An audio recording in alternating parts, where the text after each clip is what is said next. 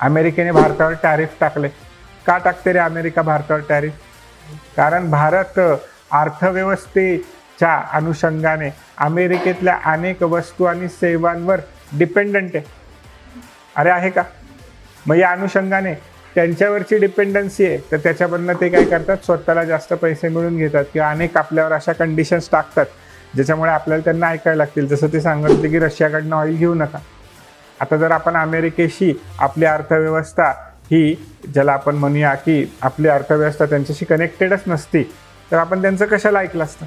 पण आपल्याला ऐकावं लागेल. का?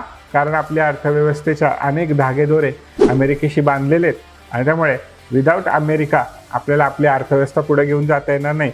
मग एक वेळेस त्यासाठी रशियाशी आपल्याला थोडंसं वाकडं घ्यावं लागलं तरी घ्यावं लागेल का? हे इंटरनॅशनल रिलेशनमधले फॉरेन, ज्याला आपण म्हणूया एक्सपर्ट्स जे असतील सर्व्हिसेसमधले, ते ठरवतील. तो आपला अभ्यासाचा मुद्दा नाही, पण आपल्याला हे समजून घ्यावं लागेल की कशी अर्थव्यवस्था त्याच्याशी निगडीत आहे.